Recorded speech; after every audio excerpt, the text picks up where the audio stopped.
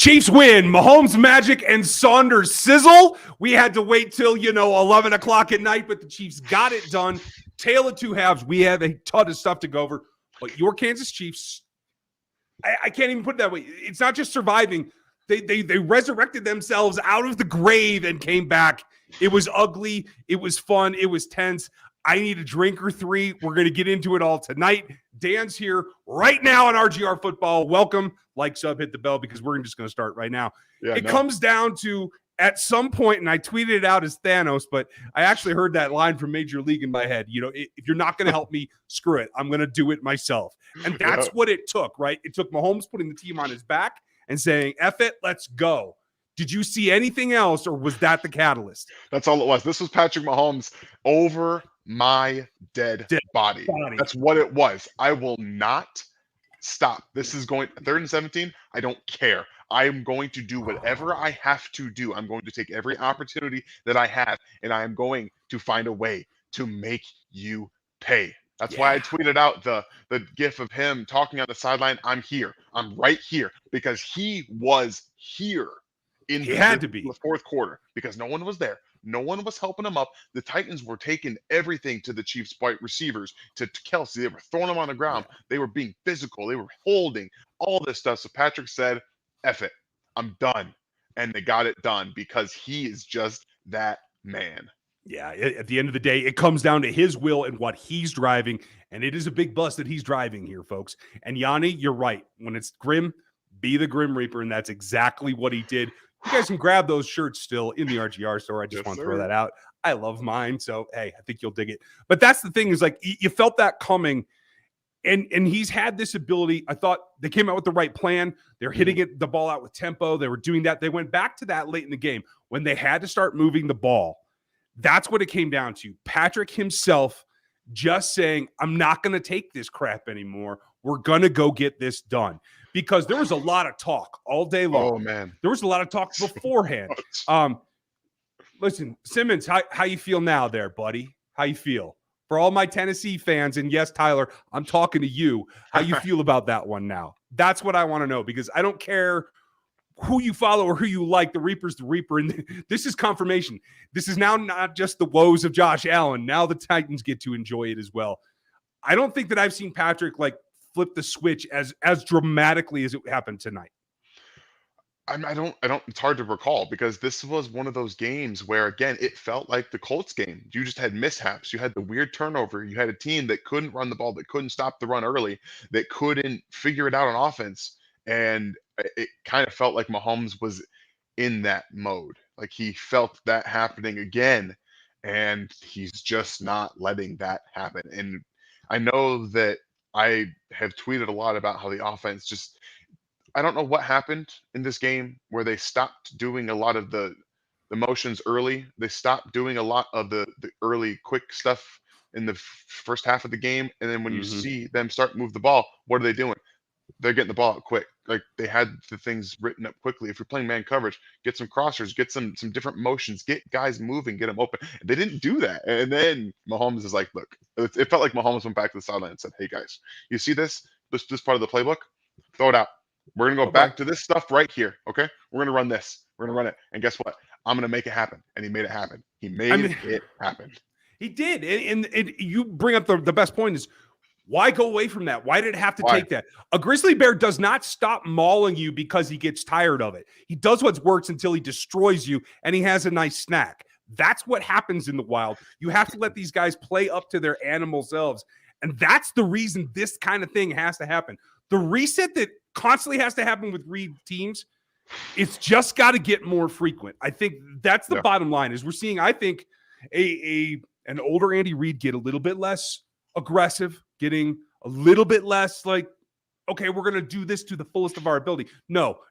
Cram it down their throats, attack until they stop you, and then come up with something else. There's no reason to be nice. There's no reason to be subtle. There's no reason to be like, oh, we're just going to screw around and see what happens because we can always rely on this. This was a big step for Pat, too, because I felt he looked visibly frustrated.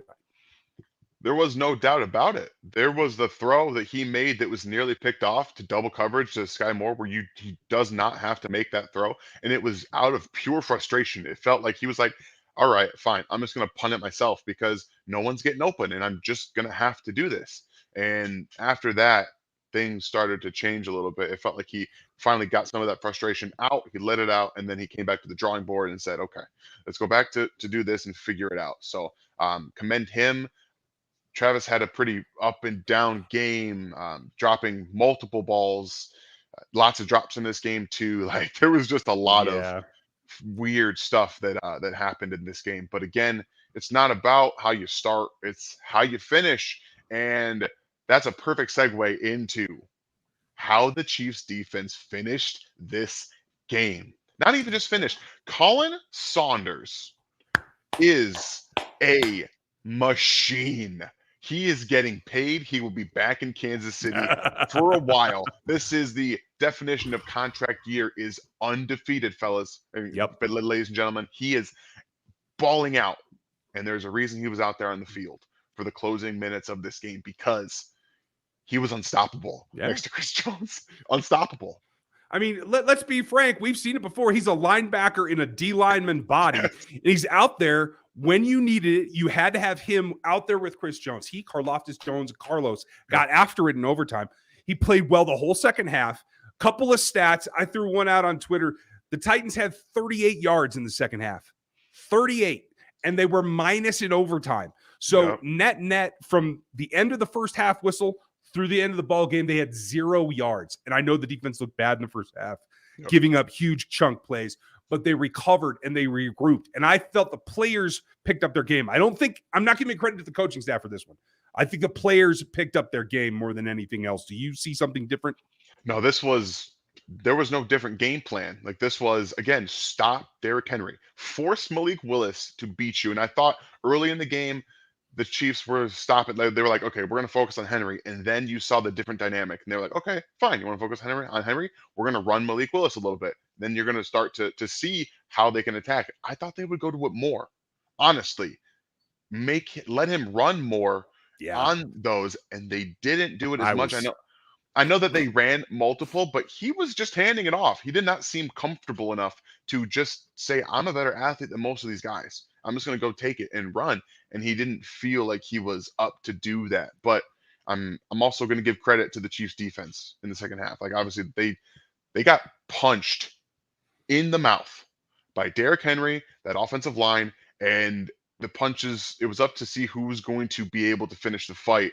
Like this was a full-on boxing match. Like this was like when we're thinking about like this felt like Clubber Lang and Rocky, like in the movies. Like this is what it felt like to me. And you were like, okay, so Clubber's gonna come out, he's gonna pound you, How are you gonna finish it? How are you gonna do it?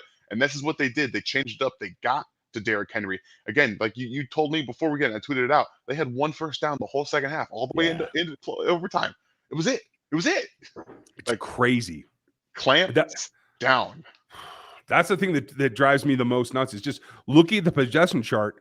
If the Chiefs had even played half up to that in the first half, this wouldn't have been a ball game. But that's okay. But just knowing that you're able to do that. So I lied. They did have positive yards from a little bit. They had a grand total of 12 yards from halftime on. So that's a lot. And Quentin, thank you for the support in the super chat. We appreciate you. What they have to learn from this is it shouldn't take this thing where you're bleeding and you're down and you have to have the quarterback challenge everyone to get back on board. This has to happen sooner. This has to be more reactive. Correct. This team cannot afford to run these chances this much. Although I will say this. This is a team that has had the Chiefs' number in the past. Yeah. They out-physical them. And quite frankly, I feel like the offensive line is a little intimidated by that group in Tennessee. That's just my feeling. None of the offensive linemen talk to me, so I can't say that for sure, but that's my impression. You guys, I dare one of you guys on the offensive line come on and tell me that I'm wrong. It looks that way too. And when you see a team that just abandons a run game because it's not very good and they can't move anybody up front, that's how it feels. That's how it feels. Outside of the Tampa Bay Buccaneers game, this run game is non-existent. They don't move anybody. Isaiah Pacheco basically didn't play in the second half. Like, they just didn't do anything on the ground. And that kind of shows you what this team is right now. They got to get this mindset figured out. And we know at least that they have a gear to kick it Yeah. into, Yeah. because Right. Tampa Bay is still not a bad front. And they came out and moved them. They Yeah. moved them. So I don't know what it is. And again, I don't have any experience talking to the offensive linemen. This is just what I see. If I'm wrong, feel free to tell me, because when I look on the field, this is what I see: an offensive line that doesn't want to get push up front and can't get push up front consistently.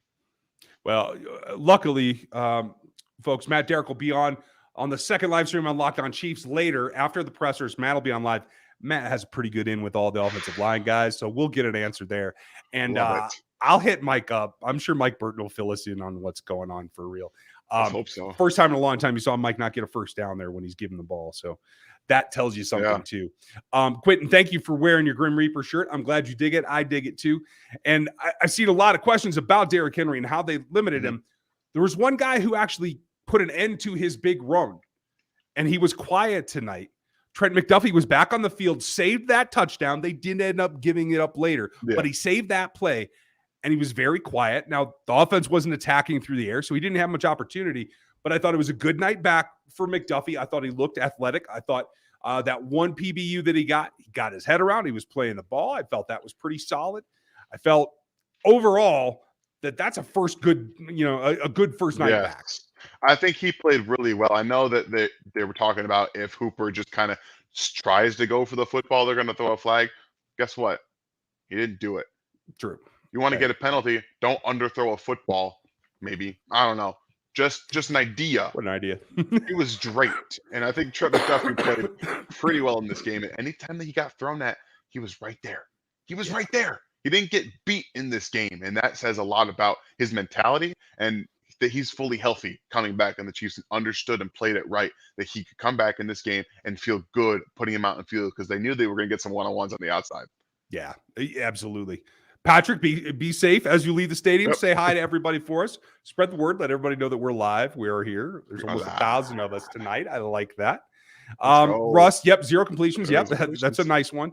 And Legend, thank you for the support. Hitting that super speed out of nowhere. Yeah, and that's the thing, is like he's had that, and Colin Saunders is putting it together now. Contract year certainly helps. This is the Colin we wish we saw season before last with the elbow injury, right? Like it's been delayed, but this has been building. Let's hope that it continues, because if he can do that, then that makes up for the loss of Turk Wharton, which means they're going to get through being able to rush the passer in the cold months with Colin. And that's what the bigger meaning is for me, is they have an opportunity there, in my opinion. Yeah, I like it. I think that this is going to give them an opportunity, hopefully maybe even in the draft, to kind of free some up. I don't know if Derrick Toney comes back after this season. The defensive tackle spot for them is wearing thin, but Saunders is giving them play, and that is everything that they've needed. And he was so big in this game. So I love give me some game ball to Colin Saunders. Just one of them. Just do it. Mine too. Not a problem. Although I mean, Snead again came up big a couple of times. He had a big play. The linebackers looked bad early. Nick Bolton turned it on with that screen. Bad. Yeah. Bolton turned it on with that screen, total dismantling. That kind of flipped the switch for the whole team. It did. If we're being honest, that was the turning point for me. It gave them a spark. They hadn't had any spark plays in this game up until that. And that was just beautiful. He was like, I know you're going to throw it. Guess what? I'm going to blow that up. See ya. And he ain't going to do that again. Loved it. Well, and we're going to stick on the positives for a minute, folks. I know there's some comments, and we'll get back to some of the problems. There's plenty of holes and plenty of red in my notes. No problem. But yeah, like you have to enjoy that. Javonte, thank you for the support, buddy. What's up, man? And it's nice to know that you could go toe-to-toe with that kind of game, and no, you didn't answer it by running the ball, but you answered it by playing your version of offense that was good enough. Exactly. Was it the normal Chiefs offense? No. But it was good enough to get the W. And in the end, that's the only thing 3 weeks ago we're going to care about, because the Bills lost today, folks. The Bills lost. That's halfway home to what we talked about when the bye started. Remember when everybody said I was crazy? They can't go undefeated. They can't catch up to the Bills. Well, guess what? I still got a shot at being right. Just that was honestly, I thought they were going to lay an egg after the Bills did. Like it felt like that. If you go, I watched that whole Jets game, by the way. Did you? I did. I watched the whole game, and that defense can be run on by a good run team. Guess what? This Chiefs team is not a good run team. No, So unfortunately, if you're thinking about watching that game and saying, why don't the Chiefs just do what the Jets did? Because they can't. they're not capable. They can't do that. But they are capable of doing their version of a run game, which is not just Exactly. inside zone. I don't think I saw a guard pull tonight. Maybe I'm wrong. I'll have to go back and watch. Outside of the Tampa Bay game, they just abandon gap and power. They just don't do it. And it baffles me. And the four things they had to do that I threw in a tweet at one point, and they did later come back to one jet sweep. That was one of them. Counter, toss or pitch, or the jet sweep reverse type stuff. You got to get to the edges. When the defense is clogging up the tackle to tackle space, you have to hit the edges. It doesn't make sense. It's high school football. And I think this is where the brain trust in Kansas City gets ahead of themselves sometimes, because they're trying to do too many small detailed things, too much finite control rather than just the basics of, if they're there, run over there. It's that simple. The biggest thing we talked about from the 49ers game was that they stretched them horizontally and vertically. That's why you had guys like Juju Smith-Schuster 20 yards in the middle of the field with nobody around him, because they're stretching them to the horizontal, to the sidelines. They didn't do that in this game. They didn't. No. They just said, no, we're not going to do it. They had the one toss play, or no, sorry, the jet sweep, like you said, they got a penalty called on it, and then they never did it again. They never went to it. It feels like this team, when they see something they don't like, they just throw it out of the book. But you have to consistently attack a defense with horizontal movement. I don't care if Kadarius Toney is out there only doing jet sweeps and he's not involved in the playbook. Guess what? Teams have to respect the fact that you could hand him the football. They have to respect it. Well, and speaking of Toney, I know there's some comments about it. We'll get to that in a second, but you're right, Mo. They did shut him down. By my count, he had 22 yards in the second half. Yeah. That's nothing. And honestly, all the sacks kind of cut that away anyway. Yeah. So you're there. Bill, thank you. Appreciate it. Colin Saunders better than Naughty. Certainly in the pass rush for absolute. Yeah, a lot of positive Saunders. I'm glad to see that.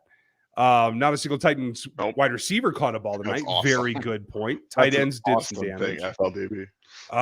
Let's see. I don't like buys. They always come back rusty. Yeah, but usually Andy's prepared. He was not prepared for this. 20-3 out of a bye. I don't have it. And I got to tell you. I'm sorry. I'm frustrated. Go ahead. Go. I was just saying, they knew what they were going to get. This was no different than any other Tennessee Titans game plan. Hold, play physically on defense, run the football, and they weren't prepared for it. Yeah, that was the problem. I was cringing because if the Titans had been more aware, they would have just run RPO until Malik Willis ran all over them. And honestly, the Chiefs would not have been able to keep up, to tell you the truth. Not tonight. No. So that would have been a problem. They dodged a bullet in the Titans not recognizing that. Yeah. But that floors me in and of itself, because you should have known that. You scouted him. You have professional scouts that told you this kid's more of a runner than he is a quarterback. Yeah. I must have screamed that from the heavens, everything I sent to the Chiefs last year. They should have known it. And I think that is what bothers me just a little bit, is that if it wasn't for the Titans making that conscious choice, Chiefs would have been in big trouble there. Yeah, honestly, I'm going to go back to a little positive note. I loved them going for the fourth downs. I loved every second of them being aggressive, understanding that teams are going to play them like that. So guess what? They have to return the favor. I know they didn't end up getting anything, out of it. The first one, they didn't end up getting in field goal range. The second one, they didn't get the touchdown they wanted to win the game. But the mentality, that was a mentality they wouldn't have had in the first half of this game. They punt those balls away early, or they kick a field goal. They don't go for them because they were on their heels. That's the mentality that I want to see the rest of the game, the rest of the season. What they've played with in the fourth quarter and overtime, that is the mentality they have to take into every single game if they want to play opponents like this. You think teams aren't going to watch this and say, let's just hold their receivers. Let's just screw up the timing of this. Let's muck up the middle of the field. We can throw this into our offense. We don't. And the thing is that the Titans aren't doing anything drastically crazy scheme-wise. This is a simplistic type of defense. They do a good job of being well coached. Like, this is Vrabel 101. Yeah. Extremely disciplined. He gets guys that fit exactly what they want to do. They don't deviate from their game plan because they know it works. and they have a great defensive game plan all the time. Well, and they can't. The bad side is they can't adjust very easily either. Well, no, but they don't really have to. Well, 20 true. points in this game. Chiefs scored 20 points. You take that all day. Yeah. All day. And they didn't have to adjust it. The problem for me is that they just, the offense needs to just understand that. You see it every single time you play the Titans, and they weren't ready for it again. Yeah. Frustrating. It is frustrating. If they get a run game, they will be complete. If they can just, and it doesn't have to be the power run game that I like. I get that. They were able to do it successfully against the Bucs, so we know we have it in them. But if you just do what the defense is giving you, attack the edges, they could have done that. McCole obviously showed it. I thought McCole had a pretty good game. Yeah, man, he would have had maybe even a touchdown if that ball doesn't get tipped. He was open. There was a safety coming down, but he's got angles. He played really. Honestly, McCole has had probably the best month and a half of his entire career. Yeah. The last month and a half has been the best in his career, and I'm very happy with the way that he seems to have started to understand where he needs to be on the field. Funny enough how that works, right? It seems like he's finally gotten it down. And obviously this is a contract year for him. I don't know if he wants to stay in Kansas City, but I know that right now he's playing the best football of his career. I'm totally with you. Leon, thank you. We appreciate you. Couldn't do it without you guys to watch, so cheers. Let's see. Is it me or did Toney look really good in limited plays? I thought he showed a little bit of wiggle, a little bit of spark. I liked it. I loved it. I love the fact they came out and said, "Let's throw the ball to you right now." I loved that. I know he didn't get anything, but this is why I tweeted out, as soon as this happened, you don't trade, regardless of the number, a day 2 pick for a guy who's not going to play in the rest of the season. The fact that he was out there in the scripted plays tells me that he's going to continue to grow week after week. He was scripted touches, guys. This is going to be a weekly thing, and it's going to grow. He's going to make plays. I'm telling you, by the time the playoffs get here, even before then, he's going to be making plays in this offense on a weekly basis. Well, and I like that they scripted him something nice and easy, a little screen to get him started. Then they came back, and I was pretty impressed with the catch on the little slant. That route. Yeah. I mean, that route. Given time, I think he can grow into somebody that can be what we're hoping all the inside guys can be. Yes. Be it McCole and Skyy and him. Like, I think they'll have a nice rotation there. I think Juju does his best work out of the slot too, though. So that like it gets a little bit like, what are you going to do? That's why you do some reduced split with him, and you got to do something. You got to mess around. It's going to be interesting, but thank you, James. We agree definitely. Whiskey, Buffalo owns a tiebreaker. Yes, you're right. How do you think they end the season? They're 0-2 against the East. Oh, I didn't realize that. Yeah, they lost to Miami. I will say this. I think it at least comes down to the tiebreaker, or Bills might fall. Bills might fall more than the Chiefs do. It's possible. Chiefs got to pull their heads out and stop doing this stuff, though. Like, this is the kind of stuff, exactly like you said. Like, this, as much as it sucked to watch that game for the first 3 quarters, they did kind of need something. And to win this game, when they lost this game against the Colts, I think that can help a little bit. I know you don't want to have this kind of a game again where you just don't show up mentally, you don't show up prepared, you don't show up all this stuff. But he's done a good job, and I think that at the end of the day, getting past the Titans is a bugaboo for them. Like, whatever it is, the Tennessee Titans have their number. They got past them, and that might take a little weight off their shoulders the rest of the season. Yeah, take the money and run with it. Razor, I did see he washed Simmons down. Wiley had a great block on that one. Washed him down, took him to the ground. I mean, it was 2 perfect. gaps over. I will say this. That was a nice block. I felt like the D-line for Tennessee was pretty winded there at the end. So kudos to Coach Reed in running practice to keep his guys in shape. But I will say that one play doesn't make up for the rest of what Wiley didn't get done during this play. Good Lord, Andrew Wiley. Lucas Niang, are you ready to go yet? Soon, maybe? Maybe Lucas? Getting ready for the playoffs? Somebody, please. Somebody, help. Yeah. Jaden, thank you. TPT, you guys check out his podcast as well. Always a battle with Tennessee. Defense step up second half. But let's not get it twisted. Mahomes is him, MVP, and the O-line has to be better. Yes, absolutely. He's here. That's what he's saying. He's here. And I'm here for that. Longmorn, thank you for the support. Yeah, really nice catch there at the end by Noah. He had an earlier one as well. Yeah. I know some people were saying this is going to be the Noah Gray game. It's the Saunders game for me. There's no way around that, but like Gray's a nice second. But that's discounting what Kels and Juju did because we expected from them. Exactly. I don't think we can underestimate just how good Juju's been coming into this last 3 ball games, and he's only going to get better, in my opinion. And I know I hate Chris Collinsworth for most of the time that he's opening his mouth, but he is absolutely correct in what they were having Juju do. Be Travis Kelce, because they are going to cover Travis Kelce with 2 guys. You can do exactly what he does, which he does extremely well. Travis is so good at understanding defenses, and I think Juju's done a great job of adapting his game over the course of his couple of years to being that kind of supercomputer where he reads defenses too, and he understands, oh, I'm just going to turn around right here and get 10, 12 yards off of it. And they did that over and over and over. So I really like what they've done with him and the offense expanding, plays on the outside. He played a ton on the inside in this game because they needed it, because they refused to stretch the defense horizontally. So they had to just get him in little spots between 3 guys where they're like, here, go there. We're going to throw it in the middle. Go. You can do it. Yeah. You can do it. So, yeah. Longmorn, the rest of your guys, you're right on top of it, man. Nice to see Carlos step up with a big play. He, Chris, and Karlaftis were all over it. Kudos to George Karlaftis, too. He was really close to a couple of sacks tonight. I know we're all kind of waiting for him to break through that area. He'll get there, and I think then it'll come in a flood. Thank you, Longmorn. Cheers to you, Daryl, 19 months as a member. Folks, as a member, you get full access to the Discord. You can get into the Discord now just as a floater. You can get into the lobby anyway. All the content is back there for the members, but Daryl's been at it for a very long time, one of the OGs around here, as is our moderator, Aaron Morrow. Welcome back, Aaron. Another Noah Gray comment. If he develops, can he be the tight end too? He can. Yeah. I think the nice thing is right now, if they continue down this path, tight end 2, tight end 3 is going to be kind of a blurred line because they're going to run triple tight all the time that they can. Jody was only out there because he got hurt. And if you guys didn't know, Jody was out. He missed practice this week with his quad. It kind of acted up again. As I understand, it's not terribly serious, but they wanted to hold him out. So we'll see what happens. But there's a lot coming there. And I don't care whether Jody's 2 or 3 or whatever.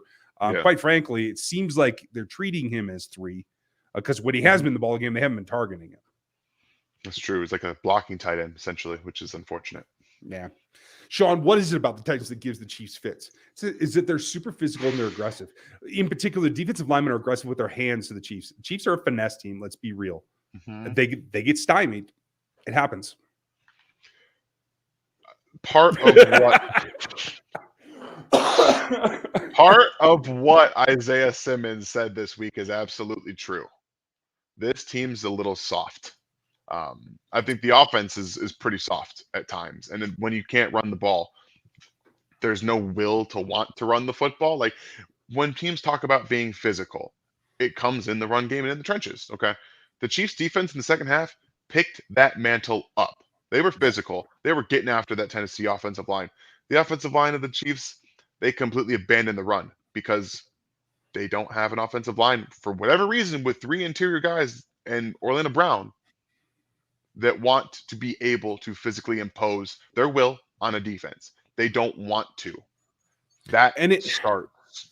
And you say something that sparks me because I've heard it from every coach I've ever worked for at every level of football. The run game is about want to. When it comes to the backs and the linemen, it's about wanting to go physically dominate the guy across from you. If you don't want it, you don't run the ball. And that's exactly what we see with this.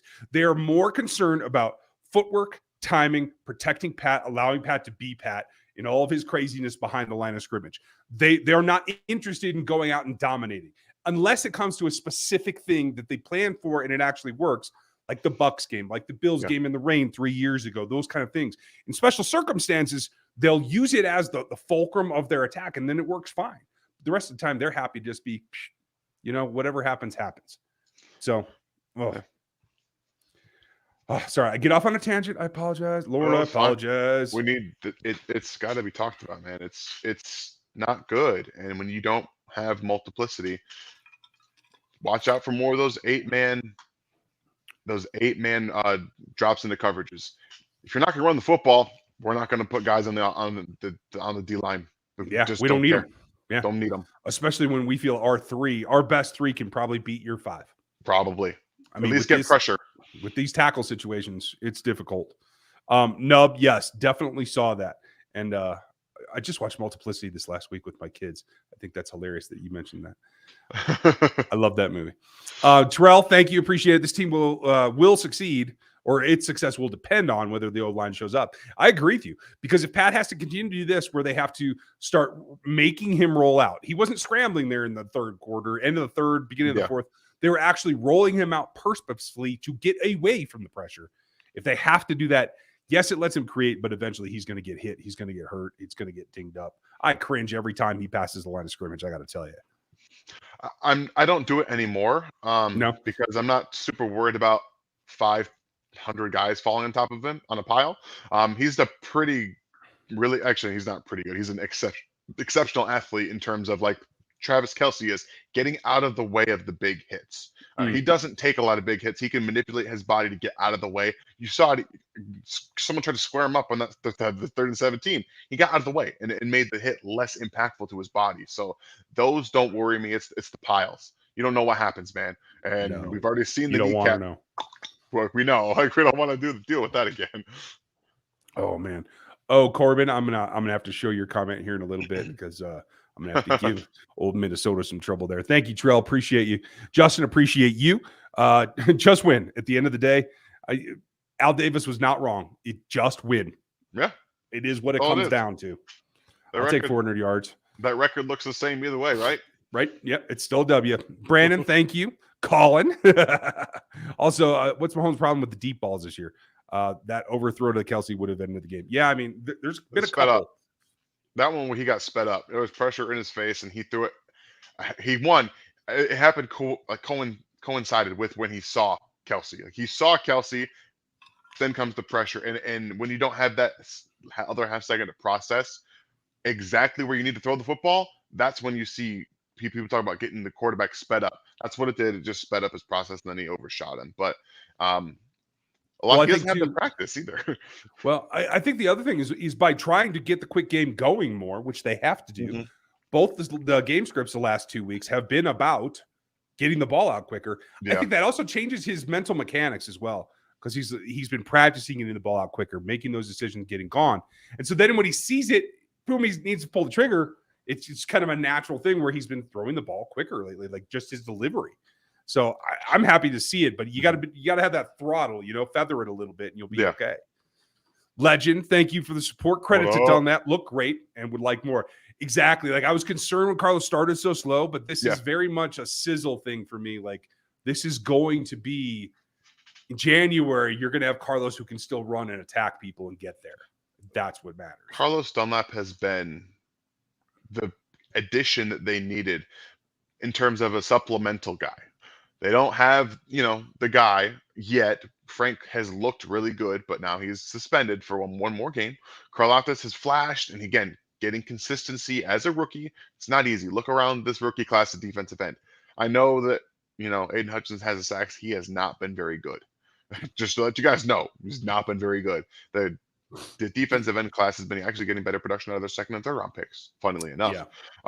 So it's not easy just to come in and just blow it up. I think he's had today he had some really nice looks. So, and then Saunders, I think Dana had a couple nice plays in this game. So they've gotten a lot of supplemental defensive end play today. And then Chris Jones, double teams, being held, doesn't really matter. Just getting after it. Dude was unblockable a lot of this game, and it showed. Yeah. At the end there. Yeah, that's what it comes down to. You accelerate when you have the chance. By hanging in there enough, this defense held a team that was 5-2, same record as the Chiefs, to 17 points. This should be a win every week, no matter what. If Patrick falls asleep at halftime, this should still be a win. And the fact that you had to get to this point, good for them for getting it done. But you got to make sure you don't have to do this no more. It shouldn't be this difficult. You can't have it. You can't have it happen. I don't know how you can come out any of these games and have this kind of thing pop up again. Yeah. Like, this is week 9. This isn't week 16, like before the season's over, where it just kind of creeps up on you. You have a bad game. This just happened earlier in the season, like halfway through the season, 2 games like this. Can't have it. Yeah, I'm with you. Gold Towel, thank you for the support. Yeah, Jody, it's like a recurring, like a flare up, as I understand it. It is soft tissue. So it's not anything structural or anything like that. And I as I understand, it has nothing to do with Achilles. So I think we're in good shape. But yeah, we'll just monitor him as he goes forward. And that is nice to see Noah step up in his absence. I just saw the pass to Noah Gray. Holy. Oh, for the first, yeah, folks, he was on a lag, so Dan didn't get to see the last bits. Oh my goodness Right? gracious. Right? Oh, give him half a game ball. Give I him love half that a we got game to watch ball. you see that live. That's hilarious. Oh man, that's awesome. Oh, that's good. Thundarius, congratulations. Yep. You guys know a lot of my family are UGA Bulldogs. Very happy right there. Hey, take all the odds you can get, buddy. I had a very successful sports weekend. I Well really done. did. Michigan blew out Rutgers. The Wings won a back-to-back yesterday and today. The Chiefs win. I had the Astros winning this World Series. Like, I've had a pretty good weekend with my sports. So yeah, I almost lost the leg there with the Chiefs, but it's nice to have everybody fill it out for me. I'm going to give you guys a little inside knowledge. I do the Locked On Draft show with John Harris, who's the sideline reporter for the Texans. I got him to do the draft show this morning. He's like, "What do you think? They got it done." I'm like, "Who?" He's like, "The Astros." I'm like, yeah, they're baseball, right?" I got nothing for you, buddy. Nothing. I didn't even know. Not a clue. Doing my own thing over here. I like the pigskin. Thanks. I watch it all, man. I watch everything. I'm glad you do. On the TV, I'm putting it on. Mr. 811, appreciate you. Thanks for the support. I know it's a little early in the process, but who are we taking in the first round? And do we make it to the Super Bowl this year? I think the Super Bowl is as much in play this year as it was in 19 at this point. Yeah, I'm with you. And again, this is the game that you have to show you can win. And I know it sucked. I don't want to watch it again. I don't want to watch them play this kind of game again. But they just found out, yes, it was on the shoulders of Patrick Mahomes and the defense doing everything they could to stop the Titans in the second half. But you have to show yourselves you can win this type of game. You have to. In the NFL, not every week is going to be lighting up the 49ers. It's just not going to happen all the time.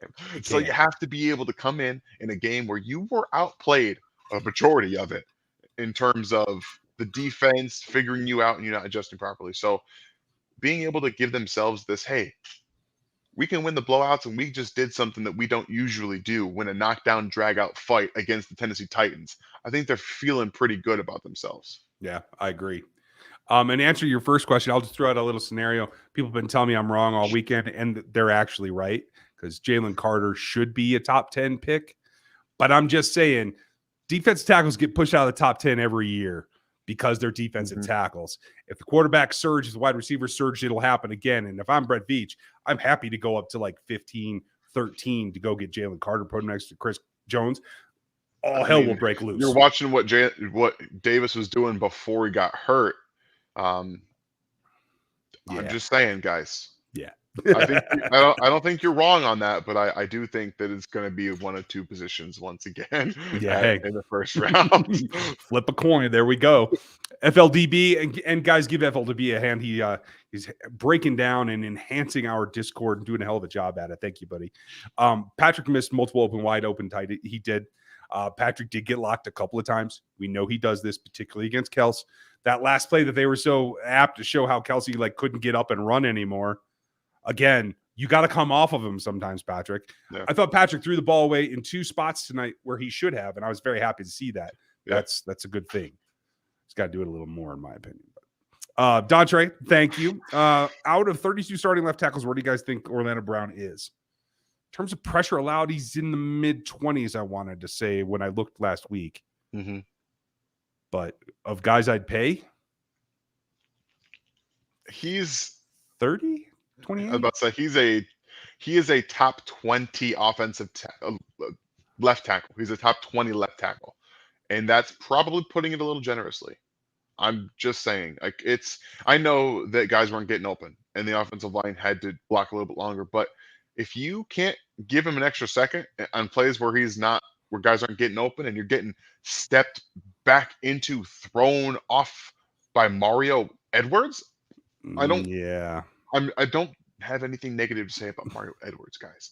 But the simple fact of the matter is that he is not a superstar defensive end, and he just threw aside Orlando Brown and just threw him. Yeah, it was not good. Again, I don't see the fire there. I don't see the. He doesn't care. It doesn't. In It my doesn't opinion. seem to matter that you get your rear handed to you week after week. I don't know. Shout out to Graham Bush, TPT players of the game. Thank you, Jaden. I agree. And check out the TPT podcast from Jaden. You guys will love it. Thanks for the support, buddy. Appreciate you. Holmes' interception had an 82.1% completion probability. His ninth int on a pass was 75% probable. That's great. Where did you find that? Good Lord, dude. What are you watching Next Gen Stats on some stream I don't know about? He's got to be following a ton of like stat people or stat bots that just throw out random stuff like that surrender punt account that Right. every time that you punt when you shouldn't, it tells everybody how much of a coward you are. Essentially, he's got something like that. Hey Russ, I'll go back and try to find your super chat if I missed it. Apologies. Dan's going to answer this one first because I think it's worth a chuckle. All right, Corbin. So I don't have any background information on this. Funny enough, what did Seth say that makes him owe everybody money? You should all be adding him on Twitter, by the way. If you're not, if this is real, in real, at him on Twitter and blow up his inbox. Like this is something that should happen right now. He's big on accountability. He'll be fine. He'll love it. He'll probably give away some memberships to a Substack. I would Further think that discounts. would be something that he would do because Seth obviously hates money, so maybe he will give away some money. It's so him. It's so on brand for him. It is so on brand. Okay, finally made it. Glad you did, Tatum. Appreciate it. Yeah, MVS was ghost. He had that one play down the stretch. That was the only one that I saw. But hey, MVS, I'm sorry, guys. I'm gonna tell you right now. I have said this multiple times already. I said it when he was signed. He does not move the needle. He ran 54 routes tonight and was targeted once. He is running wind sprints. He is ineffective. Yeah. I'm sorry. That's the way it's coming down. He's not a very good receiver. We saw this in Green Bay, and the Chiefs thought, for whatever reason, that a 28-year-old receiver was going to come in, be able to change his entire offense, can just be good. When a guy who can't sink his hips, he can't create separation. Yeah, I'm sorry. I'm very frustrated at the simple fact that he was brought into this offense. It doesn't make any sense. They should have just not done it, and I think that he's going to get released after this year. If they re-sign Juju Smith-Schuster. If they re-sign Juju, MBS is gone, in my opinion. Yeah, I think you're right. I think it's A or B. Cold A, thank you. If you guys would hit that like, we would certainly appreciate it. Russ, I did, and I apologize. I went back and found it, and he said, this is Russ's question, everybody. And Russ, thanks for the support. If we have such a good O-line, why can't they create holes in the run game? Like, why? They don't. And that's why it comes back to what I was saying before about want to. It's about the will to put out that much force, that much effort. Whereas, quite frankly, let's be honest, pass blocking is more about athleticism in your feet. Mm-hmm. It's more backward retreat. So like you have to want to put out that effort. It's like squat day. You got to want to go in there and lift some weight. You know what I mean? That is a great comp right there, because if you go into leg day and you're just like not feeling it, you are going to get your butt whooped by those weights. You're going to be limping around the rest of the week because you did not prepare yourself mentally for that day. I feel that 100% because some days I will go into the gym and I'm like, I don't want to do this. And I do it. And I'm like, my body's like, yeah, you didn't want to do it. Guess what? You're not going to want to walk the rest of the week. Right. Just don't walk downstairs. That's the one that always gets me. In college, I had this gym that was on the third floor, and I always had to walk down the stairs after squat day. It was terrible. Anyway, flashbacks there. Sorry, guys. That was maybe more of an answer than you wanted, Russ, but hey, at least I got you something. Oh, it's great. So we got Seth. We got that. Javante, he said over 1,000. Yep. Please hit that like. Yes. Thank you very much. And thank you for the support, Javante, as always. Always like seeing you, buddy. It's raining tacos. That song jumps into my head every time I see this. Thank you for the help, buddy. I could use some tacos. Thank you for that. Right. When the team is flat, there seems to be a noticeable change in play caller, and then they get on the right track again. Thoughts? Appreciate you guys. Appreciate you, buddy. Appreciate it, tacos. I'm gonna give you guys the same answer that I give you every single time. Andy Reid's calling plays all the time. Andy Reid's always calling plays. He has never stopped, and he just says, "Hey, Eric, run this. He shoots it into Patrick every time. I don't believe that he never not calls plays unless he comes out and says like when a week 17, week 18 game. We don't need it. Hey, EB, go ahead. You have it. I don't need it. I don't think there is a game during the regular season, unless it does not matter, that Andy Reid is not calling plays. Fair enough. I have nothing to refute that, so I'm gonna go with you. We don't know. Like, we don't. I'm just not. I just don't believe Andy Reid does it. Andrew McCall, are we still high on Skyy? He kind of disappeared. He has, and quite frankly, it doesn't help when Patrick is pushing balls to him when he's double covered. You're not helping him accomplish anything that way. So you can't rush a rookie along in the playbook. And we already saw that him being on the field on the wrong spot forced an interception early against the 49ers. If you force him to be on the field in a situation like that, where, yeah, he's a very good route runner, but the Titans are miscommunicating or making receivers miscommunicate with Mahomes and making Mahomes miscommunicate with the receivers all night. You think that's a good spot to put a rookie in and say, run some routes where you're going to get squeezed maybe down your route and be in the wrong spot and have Mahomes throw another pick?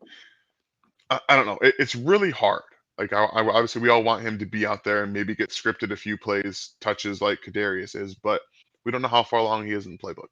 Yeah, and that's you got to remember he's coming from Western Michigan. Like this is not a kid who played, top tier talent and has that experience. It is a big jump. I must have missed something. I'm not there. No, you didn't. Chris Jones is clowning Shannon Sharp on Twitter. Oh, is he? Okay, well that's funny. I always like that. Okay. Is the AFC East as tough as it is looking? It's a good question, Daryl. Yeah, that's a really good question, Daryl. I got to give him credit. Tua has responded more than I thought that he would. I'm still not convinced he's a franchise quarterback, but he's better than I thought he was going to be. I'll tell you that. And Zach Wilson didn't throw the game away today, so that's progress. Yeah, Zach Wilson, they also were like, hey, we're going to run the ball like all the time. Yeah. He was, honestly, you guys remember, I'm a Denzel Mims fan. There are multiple times in that game where Denzel should have had like catches and run after the catch and maybe even touchdowns, and Zach just missed him all the time. So the AFC East is an interesting division because I think that there are 2.5 good defenses and there are 2 good offenses. The Dolphins are for real offense, and Tua might not have it all physically in terms of the arm strength. He has it where it counts mentally right now. Mm-hmm. He is processing. Yep. They are giving him very easy things to identify. Just because they create so much space. They have the fastest offense in the NFL by a wide margin. And when you can run the offense like that, it does open everything up for you. And it makes it so his decision-making is nerfed because he doesn't have to worry about making decisions. The offense kind of does it for him. So as much as I don't think that he's a stud quarterback in this offense, it's built perfectly for him. And he's got a great marriage with Mike McDaniel. Well, and kudos to McDaniel because that's what you have to do. You have to marry your system to the talent that you have. And they did. That's what it comes down to. That's why they got Tyreek. Exactly. Said, hey, let's do it. That's why you have Jalen Waddle. That's how you win ball games. Yep. Making a team or a talent, especially a developing talent, try to mold into the offense that you want to run ends up in a lot of bad games and a lot of L's. I hate to tell you. Yep. Oh. To finish up, Darius had something as well. Skyy's supposed to be our best separator. Why aren't they running him more routes where he can catch the ball and get on the run? And that's partly about recognition and being able to identify where he can sit down and get that yak capability. It's also about not having time to throw these routes. Yeah, it's like his best routes are going to be some digs, some post routes, and some things where he's like a comeback or a curl, things where he can use his short area quickness and his ability to separate. Pat had no time to do any of that. And when he did, guys weren't separating because they were being physical. That was one of the things that I didn't know about Skyy coming in. Is he going to be able to play against good, well-coached, physical NFL corners? it's still a question because we don't It is. really know. And you can't, again, you can't just send him to the wolves as much as I would love to see him out there more. I think it might do a disservice to a confidence that he doesn't have because he's got taken off of punt duties. He's an interception from Mahomes. He might not have the highest confidence in himself right now. You don't want to put him in positions to continuously bring that down. Right. I completely agree with you. Like, you want to pick him up, give Yeah. him things that he can accomplish and contribute in a positive way, Mhm. and that will help him along.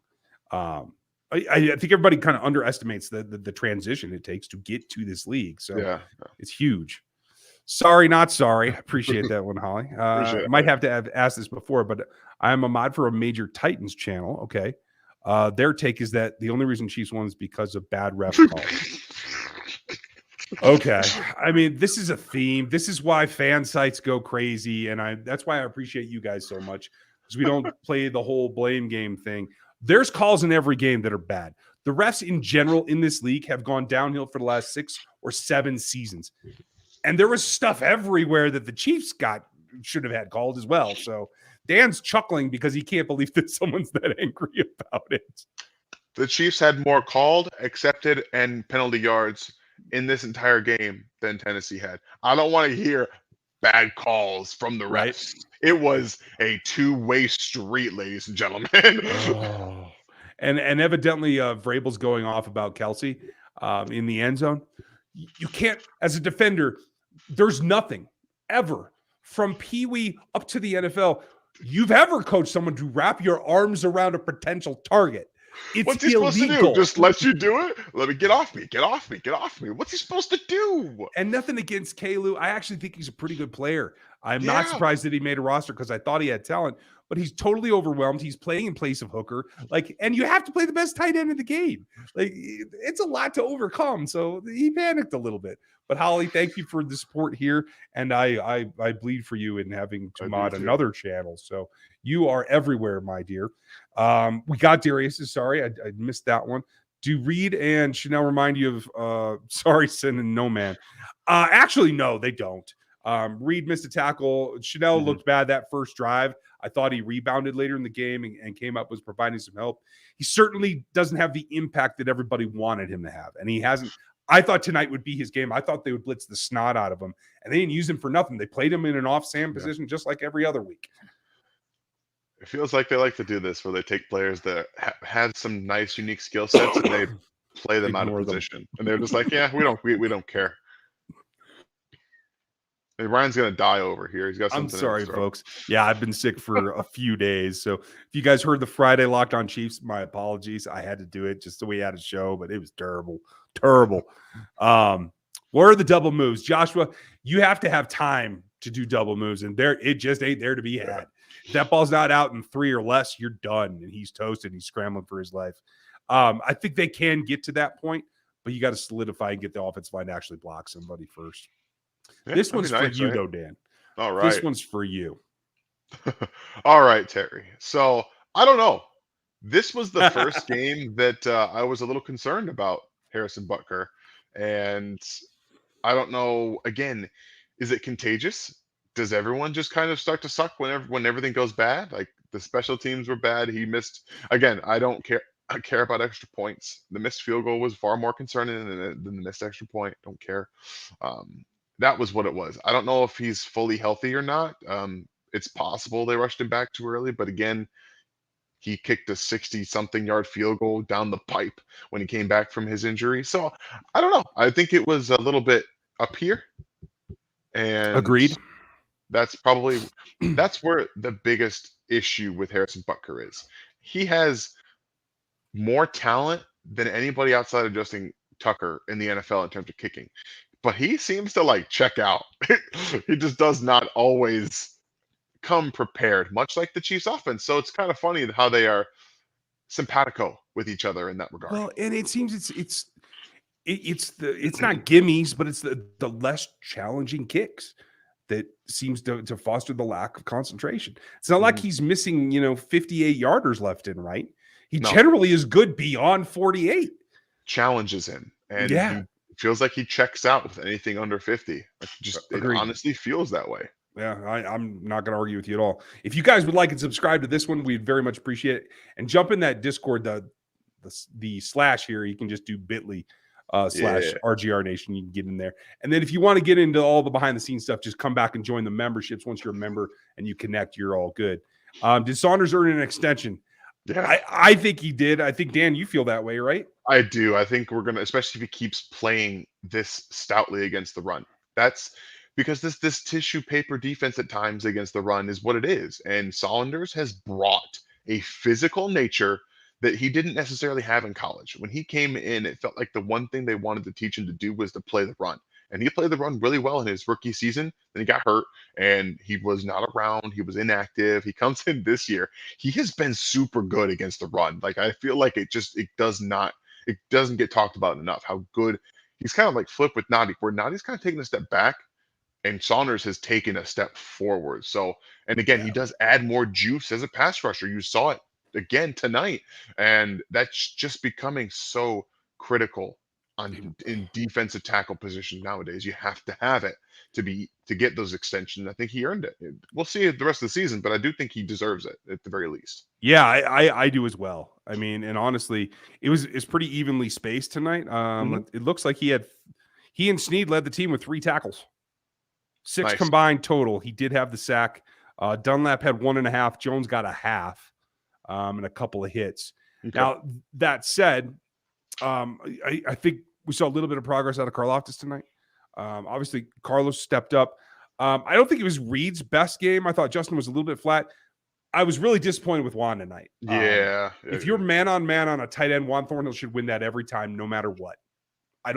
Unless it's Kyle Pitts or he's in practice against Travis, he should be winning those reps because Kittle can't run away from him. No. Go ahead. No, so he wasn't in terrible position. Okay. He's there, and it was a really nice ball.